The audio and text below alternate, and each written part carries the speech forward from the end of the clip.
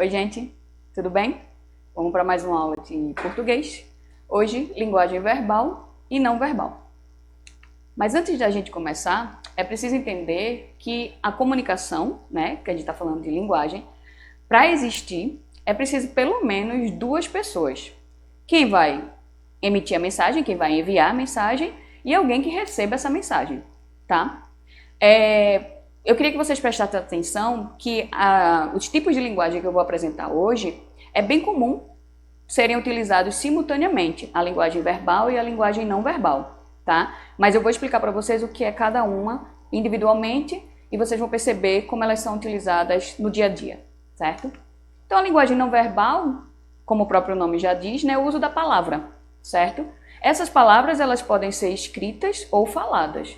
Então, por exemplo, eu estou fazendo o uso de uma linguagem verbal porque eu estou apresentando uma aula. E eu estou fazendo o uso de uma linguagem verbal porque eu estou mostrando os slides para vocês e existe a escrita das palavras. Então, exemplos disso você pode ver em conversas, em discursos, em palestras e texto escrito. Vocês têm aí na tela, Atenção, não jogue lixo no chão. Prestem bem atenção nesses exemplos, porque mais na frente vocês vão perceber que o uso da não palavra, o não usar palavras, mas imagens, signos, símbolos, vai transmitir a mesma mensagem, ok? Só que não vai ser usado verbalmente. A linguagem não verbal é uma linguagem que não usa palavras, como o próprio nome diz, e a gente vê muito, por exemplo, nas placas de trânsito.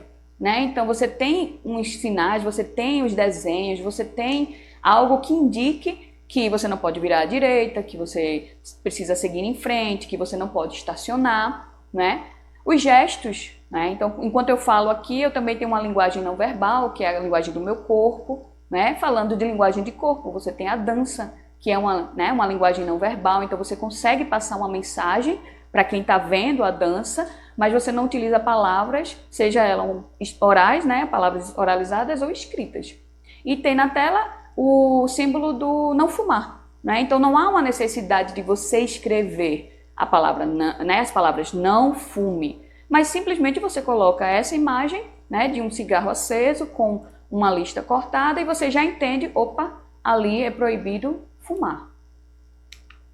E existe a linguagem mista, que nada mais é do que a mistura de uma língua, da linguagem verbal e da linguagem não verbal. Então você vai utilizar imagem e você vai utilizar escrita. Então, por exemplo, perigo, risco de morte. Então vamos supor, se eu não conseguisse entender, se eu fosse falante de outra língua, eu conseguiria entender esse aviso olhando simplesmente para essa caveira com os dois ossos cruzados, que me remete à ideia de perigo, morte. O outro exemplo seria proibido estacionar. Então, além de colocar o símbolo, a imagem de um E, que é de estacionar com um traço, cortando no sinal na ideia de proibido, eu ainda escrevi proibido estacionar. E tem aquela, que a gente sempre vê em alguns lugares fechados, para a ideia de dizer que você está sendo filmado, mas que você sorria. Então eu poderia só colocar o emoji, sorridente, mas aí eu fiz o uso do emoji, que é a imagem, e com a escrita usando palavras, certo? Para formar a minha linguagem mista.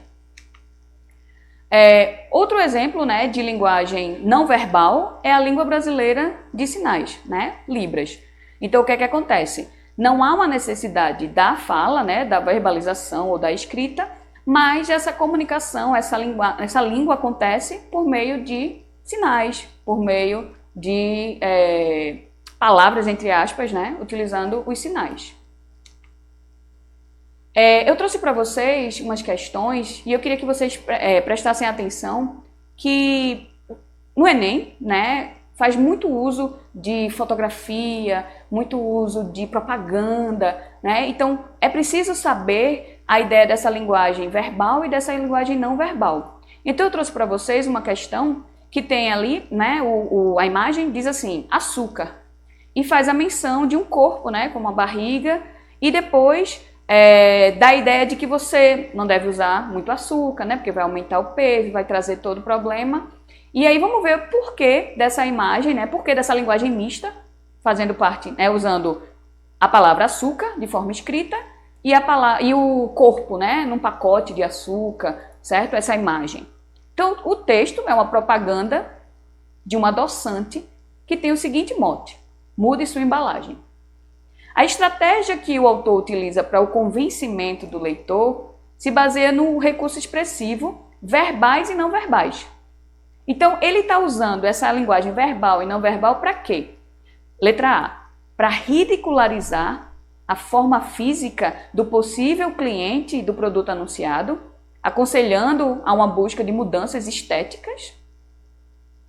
Letra B, ele está enfatizando a tendência da sociedade contemporânea de buscar hábitos alimentares saudáveis, reforçando tal postura.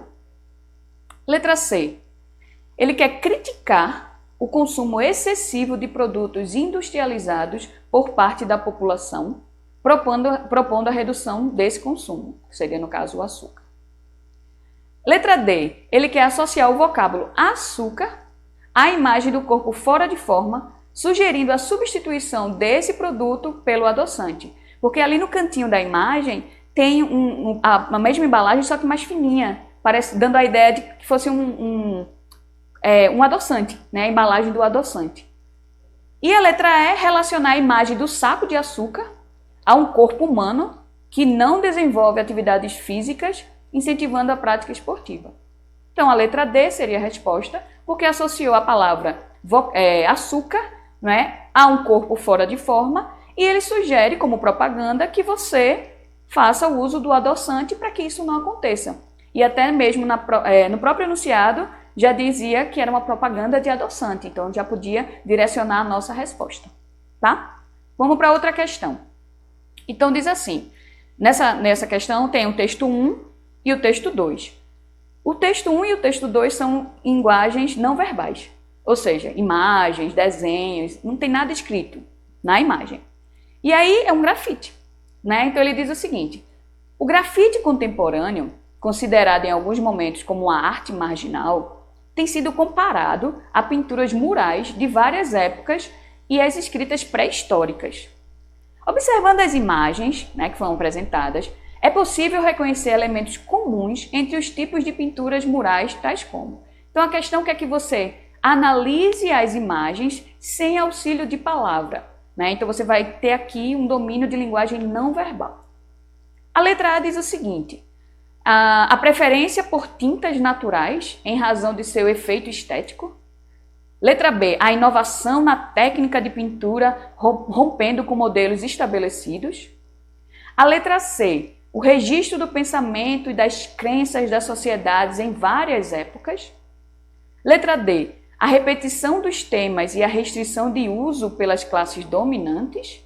Ou a letra E, o uso exclusivista da arte para atender aos interesses da elite. Então a pergunta foi, você vai observar as imagens e você reconhece os elementos, né, em comuns entre os tipos de pintura. E a letra C é o que mais chega próximo, que seria a resposta correta, porque é o registro do pensamento. Ou seja, quem fez a pintura no primeiro momento, né, a primeira pintura, tinha um pensamento, tinha uma crença na sociedade daquela época, da mesma forma que o grafite, né, no texto 2, passa essa imagem também. Ok? Gratidão, até a próxima.